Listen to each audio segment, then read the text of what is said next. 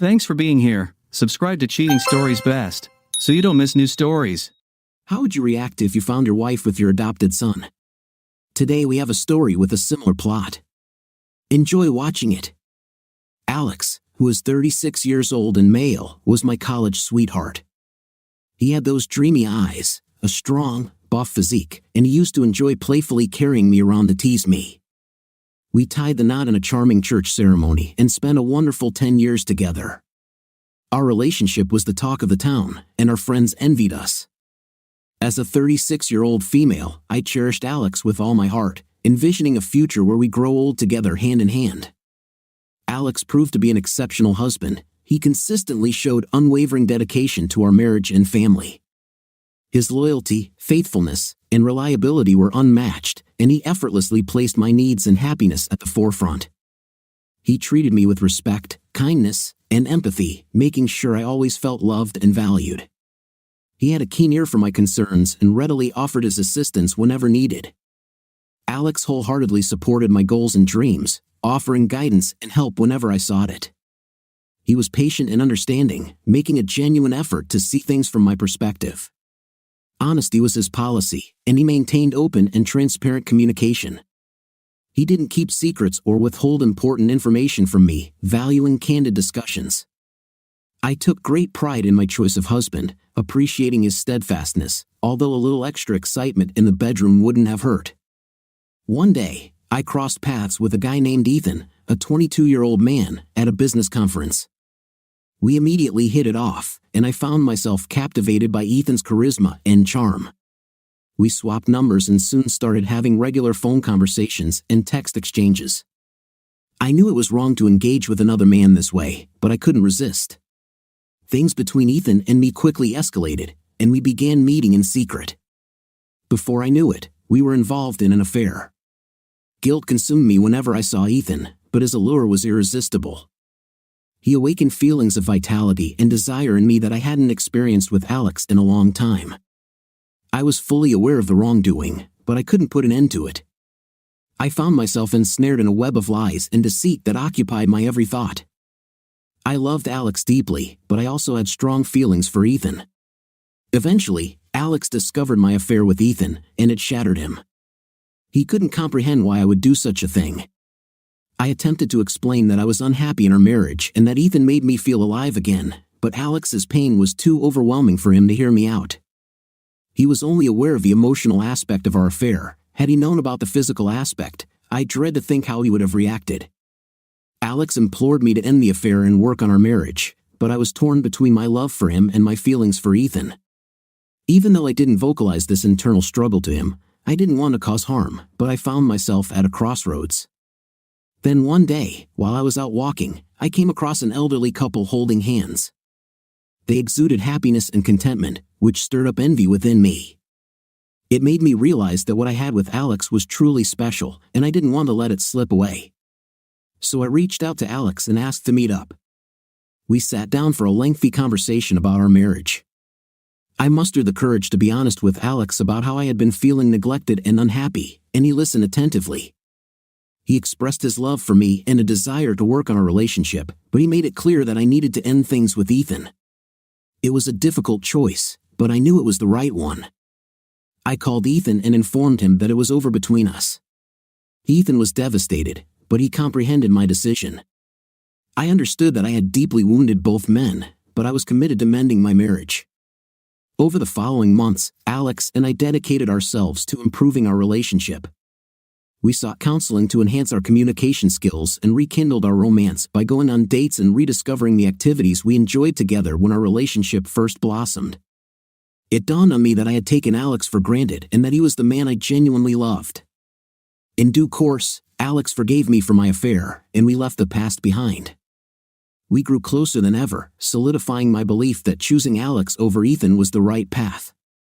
I learned that the grass isn't always greener on the other side and that sometimes what we seek is right before our eyes. Alex and I had reached new heights in our relationship.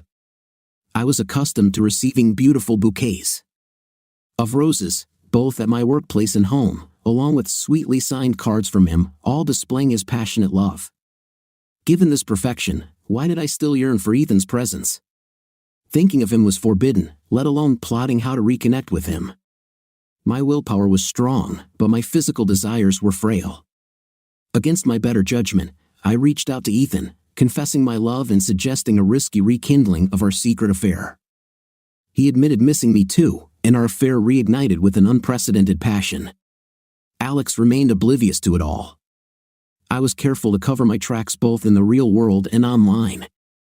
His week-long trip to another state was approaching, and I eagerly shared the news with Ethan, anticipating unrestricted time together at my place.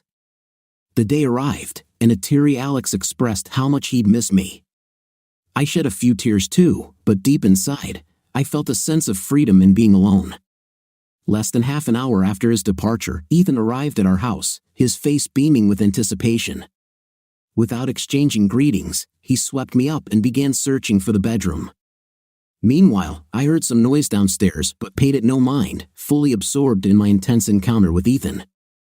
However, not even 2 minutes later, Alex stood in the doorway of our bedroom, utterly shocked to find me in our marital bed with another man. He uttered, "How could you? I trusted you, forgave you, and gave you everything, absolutely everything." That's what Alex shouted as he stormed down the stairs. I was left speechless, hastily wrapping myself in a sheet as I rushed downstairs to explain that things weren't what they seemed, but I couldn't catch up to him. An hour later, he sent a text instructing me to leave his house. I immediately escorted Ethan out and began packing my belongings while trying to figure out where to go. Ultimately, I chose to return to my mother's place. I attempted to reach Alex through countless texts and calls, but he remained unresponsive. A week later, divorce papers arrived at my mother's address. He didn't engage in conversation, offer therapy, or attempt to resolve our issues. Instead, he swiftly pursued a divorce, leaving me to question how much I ever truly mattered to him. To compound the situation, my mother had insisted on a prenuptial agreement, so assets and income acquired during our marriage were held under each other's names. This meant Alex received 80% of our properties, given his significantly higher income. I was left with nearly nothing to my name and no place to call home. I couldn't even claim child support because, despite our numerous efforts, we hadn't been able to conceive. Surviving under these circumstances seemed daunting, and life felt incredibly unjust. That was our first story in this video. Let's listen to our next story, which will be no less interesting. My wife is 45 years old, and I'm 51. We've been married for a quarter of a century, residing in the Midwest and making a living as farmers. Our family consists of 2 children, an 18-year-old daughter who recently started college and a son who sadly passed away 5 years ago. He would have turned 20 if he were still with us. My journey with my wife began when I started working for her grandparents, fellow farmers who primarily focused on cattle raising and cultivating crops like corn and wheat. Given her parents' separation, she found more happiness living with her grandparents rather than her parents. When she reached 18, she made the choice to move in with her grandparents and contribute to their farm. What sets my wife apart is that she's not your typical woman, and that's one of the things that makes her extraordinary. She possesses beauty with her long blonde hair and keeps herself in great shape. She's unafraid of getting her hands dirty during work, and she takes excellent care of our animals. Her knowledge of farm tools and machines is extensive. When I first met her 3 decades ago, I was captivated by her, both for her looks and her capabilities. Encountering a small-town girl who was simultaneously tough and attractive was a unique experience for me. She really enjoyed having fun with the guys who worked for her grandparents on the farm, and everyone really liked her. I was just a country boy who grew up around farms and didn't know much else. My parents were farmers too, but they weren't as successful as my wife's grandparents, who were on a completely different level. When my wife turned 19, we started dating. We had a great working relationship, and it seemed like marriage was just a matter of time. Things were going well, especially because our son had a natural talent for farming, just like both my wife and me. He showed a lot of promise and often took the initiative to handle tasks on the farm without needing guidance. Then, a tragic incident happened one day. While driving his truck on I-94, a big 18-wheeler lost control and crashed into his truck. He didn't survive the accident and passed away instantly. The loss we experienced was incredibly heartbreaking, and my wife, in particular, struggled profoundly with the pain of our son's absence. After our son's funeral, a significant change occurred in her. It was as if she underwent a complete transformation, becoming almost unrecognizable. This change had a deep impact on various aspects of her life. Her activity and involvement on the farm decreased significantly, and instead, she spent entire days in bed. She began to grapple with an anxiety disorder, causing her to become excessively attached both physically and emotionally. Her level of attachment grew to an intense degree, surpassing what it used to be. I found myself having to make an effort just to leave for work in the mornings or to attend to our daughter. Her demeanor took on an overwhelmingly negative tone, which was a stark departure from her previous self. It felt like she had become the opposite of the person she was before our son's passing. At night, finding personal space in bed became quite challenging. She had a strong desire to cuddle throughout the night, but her grip was so tight that it made breathing difficult. It felt like being in a tight hold similar to what you'd experience with a Muay Thai fighter. Even when I thought she was asleep, she continued to cling tightly. She seemed to require kisses every hour or two, a behavior completely unlike her before our son's accident. Our intimate life went through significant changes as well. Before, we were moderately active, being intimate around 2 or 3 times a week. However, after our son's passing, that frequency increased dramatically to almost twice or more every day, even when I didn't feel like it. This happened while we were still mourning the loss of our son. What I came to realize was that this intense need for closeness was her way of grieving, a level of clinginess I had never seen in her before. There are times when I don't really feel like engaging in that activity, and I express my hesitation at first. However, she doesn't seem to pay attention to my protests. It seems like she wants it so much that I don't want to upset her by declining during those moments. It's as if we only do things that interest her, and I don't get a chance to voice my preferences or desires. It's like the focus is solely on what pleases her. It's starting to feel like our intimate moments are becoming more about satisfying her needs and desires. I began to wonder if this act is turning into something I need to do for her to find happiness, as a way for her to cope rather than an activity we engage in together out of love for each other. She tends to get upset over even the smallest things, causing almost everything to turn into an argument.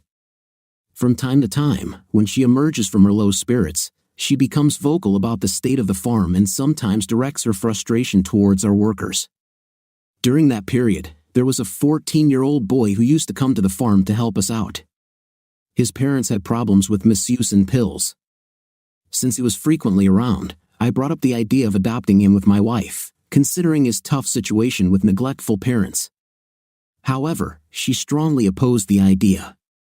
The young boy continued coming to the farm to assist us, and unexpectedly, my wife began to grow fond of him. She mentioned that he reminded her of our son, which initially worried me, although I didn't dwell on it too much. About a year later, my wife's condition improved, and a significant part of that change was due to the now 15-year-old boy. He and my wife developed a close bond, but I wasn't concerned about it because I knew he was a good and responsible young man. My wife took the initiative in proposing that we officially adopt the boy to have him spend more time with us. Although he was already around quite often, this adoption was meant to formalize things. Once the adoption process was completed, there was a noticeable positive shift in the atmosphere at home. My wife's mood improved significantly. I started to observe that my wife and our adopted son were growing extremely close. They would engage in late-night conversations after I had gone to bed. She often stayed up much later than her usual bedtime, whereas I tended to go to bed early because my days began before sunrise. My mornings started with a trip to the barn to attend to the cattle. This involved ensuring they had enough food and fresh water because their health was a top priority. I also carefully examined them for any signs of illness or injury and administered any necessary medications. Once I finished looking after the cattle, I moved on to the fields where we grew corn. During planting season, I could be quite busy preparing the soil and planting corn seeds, often with the assistance of my adopted son. When it was the season for corn to grow, my responsibility was to monitor the progress of the corn plants, ensuring they received the appropriate amount of water and nutrients. Sometimes I had to use irrigation to provide proper hydration and apply fertilizers for their nourishment. I also kept a close eye out for any pests or diseases that could harm the corn crop. Depending on the time of year, I might have various tasks to handle. For instance, During harvest time, my adopted son and I, along with some hired hands who were usually close friends of mine, had to oversee the process of gathering the corn using specialized machinery like combine harvesters to efficiently collect the ripe corn. After collecting the corn, my responsibility extends to ensuring it's properly stored and transported to various destinations as needed, such as for animal feed or sale. Initially, I wasn't concerned about the close relationship between my wife and adopted son, especially since my daughter also spent time with them. 2 years after our son's tragic passing, life appeared to be slowly returning to normal. Despite the loss, our son's memory remained alive in my heart, a constant presence in my daily life. Strangely, my wife seemed to have coped in a peculiar manner by developing an unusually strong bond with our adopted son. They would often share hugs and watch TV together under a blanket. Over time, this became a common sight that didn't strike me as unusual.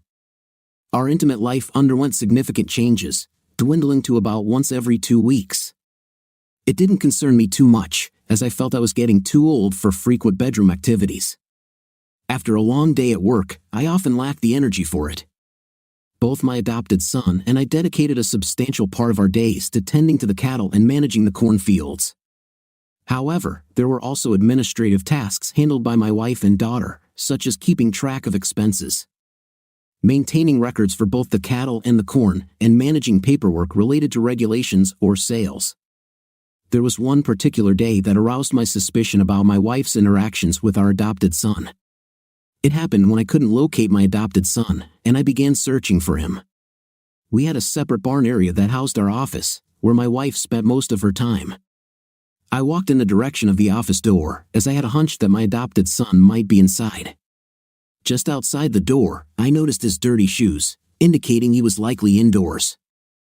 The office door had a faulty locking mechanism, preventing it from being locked from the inside. Upon opening the office door, it appeared that I had unexpectedly walked in on something involving my wife and our adopted son. There was a fleeting moment when their expressions conveyed that they were caught off guard. However, at that time, I didn't entertain the possibility of what I thought I had glimpsed. Fast forward 3 years, and our daughter turned 18, heading off to college.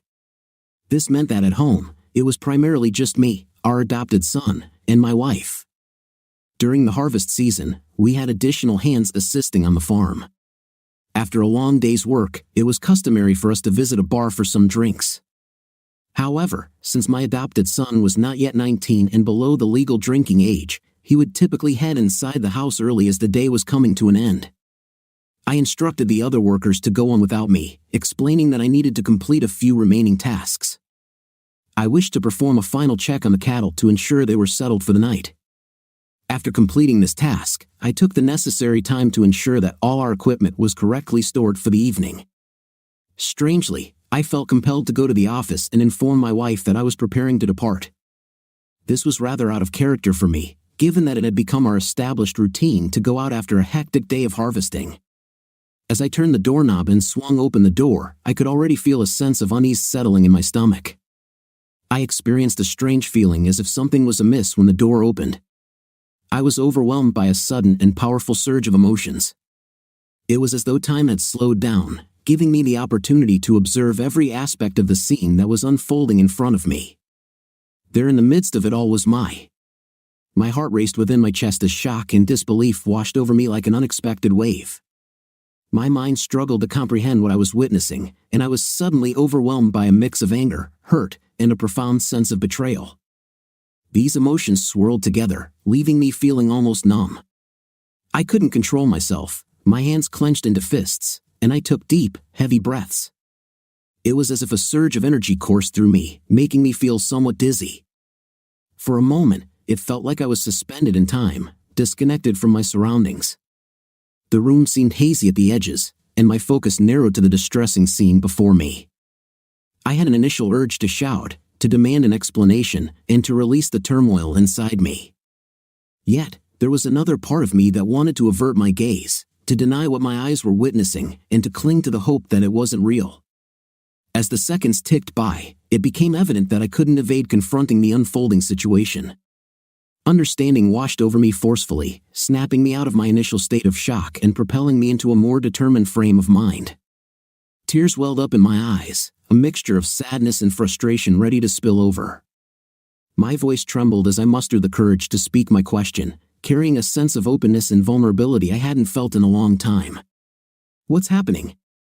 My adopted son couldn't meet my gaze directly, guilt and surprise playing across his face. My wife shifted her attention toward me, her eyes revealing shame, regret, and an unusual hint of defiance. A heavy silence hung in the air, broken only by the irregular rhythm of my own breaths. In that moment, it hit me like a ton of bricks. Everything had changed. The solid foundation of trust upon which our relationship rested had crumbled, and there was no way to undo it. Betrayal seemed to emanate from both my wife and my adopted son. Anger surged through me as I grabbed him by the neck and forcibly removed him from the room, my wife's screams echoing in my ears as she tried to intervene. My rage was so intense that I had a strong urge to harm him, but I managed to restrain myself. I sternly warned him that if he ever set foot in our house again, there would be consequences. Having said that, I turned away and left behind a whirlwind of intense pain and confusion. In the midst of this overwhelming emotional turmoil, I headed to the bar to be in the company of my friends, hoping to temporarily forget the shocking scene I had just witnessed. At that moment, I had no desire to be alone, even though it was challenging not to dwell on what had transpired. The weight of the situation felt crushing, and the intensity of my emotions was almost too much to bear. At the bar, I attempted to drown out my thoughts, but they proved difficult to escape entirely. The sheer magnitude of it all was simply too immense. The recurring question that echoed in my mind was how long this had been happening. We had adopted him at the age of 14, and he was nearly 19 when I uncovered the truth, but it was impossible to determine the exact duration. Eventually, the noise in my head became overwhelmingly loud, prompting me to decide to head home early. The need to confront my wife and come face to face with the harsh reality of the situation had grown too insistent to ignore. Upon my arrival home, my wife was nowhere to be found, and it was clear that my adopted son had packed his belongings and left as well. It was at this moment that the full weight of the situation hit me, and I could no longer hold back the tears. The enormity of my son's betrayal and how my wife had spiraled into a destructive path, ultimately leading to the downfall of our family, became painfully evident. I called my daughter and described the troubling scene I had witnessed involving her mother. Surprisingly, she wasn't taken aback by the news. She shared that she had already suspected that something unusual was going on between them, even though she hadn't actually witnessed it. Unlike my daughter, who was ready to confront the situation, my wife exhibited cowardice. She refused to return home for several months and ignored all attempts at communication. When my daughter reached out to her, my wife's initial reaction was to claim it was a mistake. However, she later admitted that her feelings had deepened, and she had developed romantic affection for our adopted son. She expressed her fear about how I would react to this revelation. My daughter informed me that both my wife and our adopted son were staying at an undisclosed hotel, adding to my sense of confusion and disorientation. Despite dedicating my life to managing and operating the farm I legally owned, nothing because my wife had inherited it from her grandparents. The feeling of betrayal was overwhelming, lost and uncertain. I examined our business accounts and discovered that a significant amount of money had been recently withdrawn. In response, I withdrew the remaining funds and opened a new business account to prevent her from accessing it. The weight of the situation left me deeply conflicted. I had always envisioned retiring on the farm, but now I faced a dilemma. If I were to file for divorce, I understood that I stood to lose everything I had invested in. Despite having enough money saved to support myself until I reached the age of 80, my passion for my work was still strong. I made the decision to consult a divorce lawyer to seek advice on how to proceed with the marriage. The lawyer's counsel was to stay married due to the potential financial losses I might incur if I chose to leave. I hesitated to make our situation public knowledge, considering our limited family connections and the impact it could have on our small community. Throughout this ordeal, my daughter stood by my side, providing unwavering support that meant the world to me. Her presence was reassuring. Then, out of the blue, my wife called me after about 2 months had passed. During the call, she expressed her desire to come back home and offered an apology for her betrayal. She also mentioned undergoing therapy with the intention of mending our marriage. To be honest, I had some troubling thoughts. The urge to divorce her immediately was strong, but the potential losses held me back. The moment when I witnessed her in that situation, all the love and respect I had for her disappeared.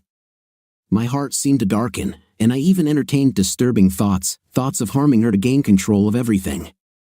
The idea of having her back was almost unbearable, but for the memory and sake of my late son, I consciously pushed those dark thoughts away. At present, my plan is to allow my wife to return, but things have changed significantly since I caught her. I've devised a plan to acquire my own piece of land and establish my own cattle herd. Since the passing of my son, her attention has shifted away from the business, and I've taken on the role of driving its operations. I'm the one who comprehends the intricate logistics, maintains customer relationships, and manages the supply chain, while she has played a part. I've essentially been accumulating wealth for her. Now my focus is turning toward my own well-being. I'm actively working on launching my independent ventures. Over the next couple of years, my aim is to create something free from her influence. Ultimately, I'm preparing myself for the possibility of divorce. By that time, if she is still alive, this decision revolves around my own future and finding a way to move forward independently. So, folks, what's your opinion on this? Do you believe this gentleman should compromise his dignity to retain his farm, or should he contemplate divorce, risking the loss of everything? That was our second story in this clip. Let's listen to our next story, which will be just as exciting.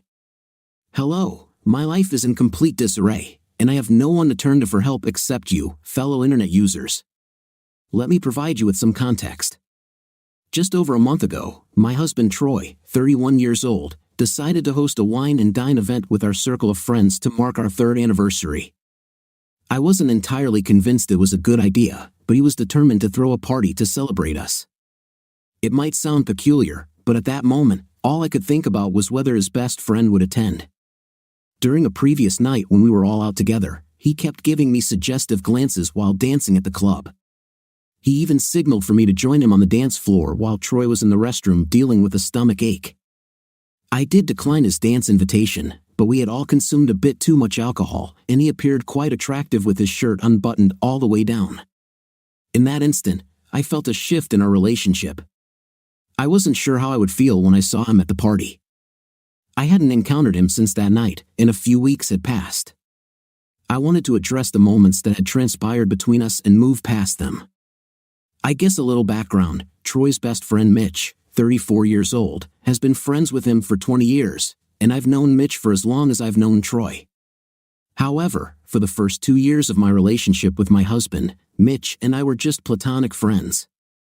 But after we got married, it seemed like Mitch was afraid of losing his best friend to marriage.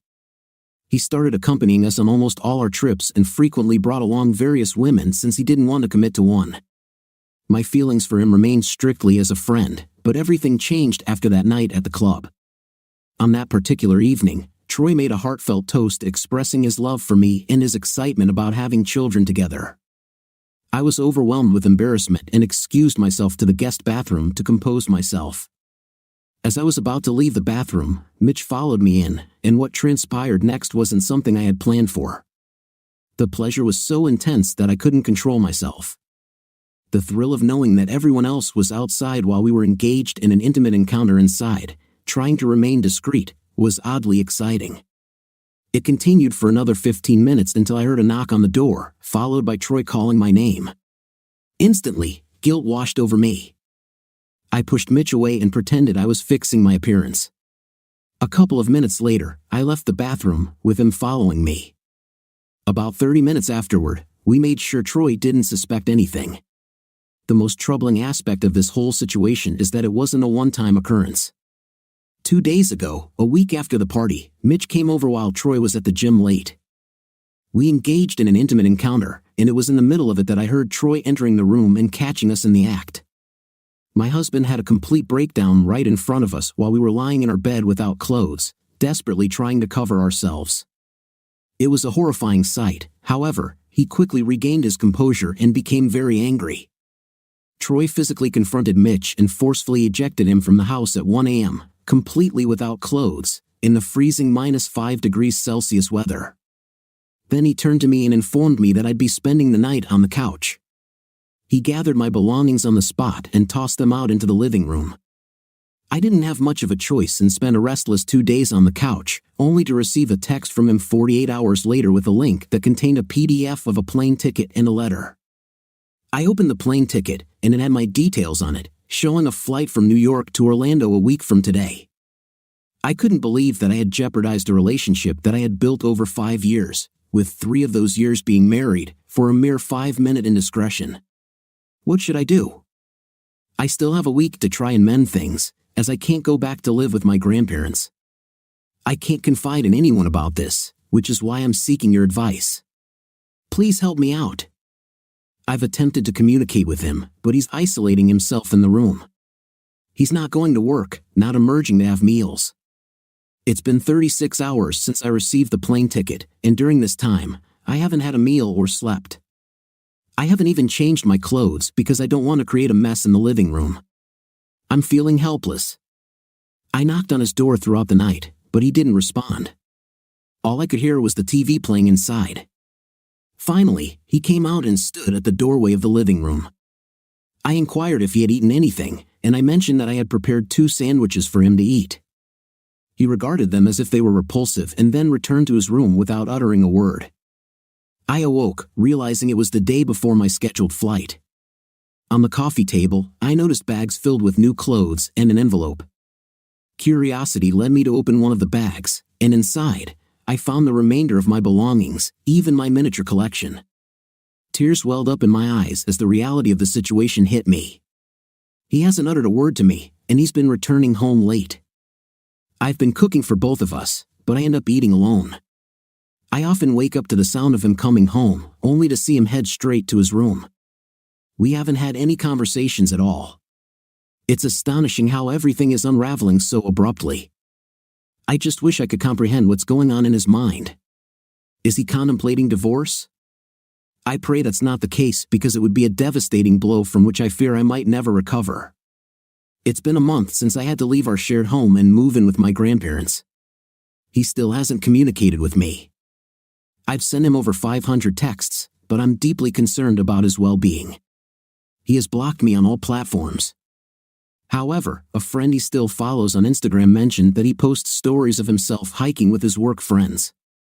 This eases my worries about his safety. Today I received a large envelope, and upon opening it, I discovered the divorce papers I had been dreading, along with a letter. I haven't read the letter yet, nor have I signed the divorce papers. I've read the letter, it was heart-wrenching. I couldn't bring myself to continue reading beyond the first page. In it, he poured out his feelings about the entire situation, expressing his deep love for me and our life together. The letter spanned 3 pages, but I couldn't bear to go beyond the first page. I completed reading the letter. In it, he mentioned that he would be taking time off from work to prioritize his well-being and that he intends to block me on all platforms. He also mentioned that I should sign the divorce papers and send them back to our address. However, I don't want to do that, I just want him back. I feel terrible for being with someone else other than my husband. It wasn't supposed to happen. I blame myself for this situation, and I genuinely can't imagine my life without him. It has been 4 days since I received the divorce papers, and I have signed them. What do you think of today's stories? To me, the stories had enough plot twists and turns and resolution, everything was balanced. And what's your opinion? Write in the comments. See you in the comments.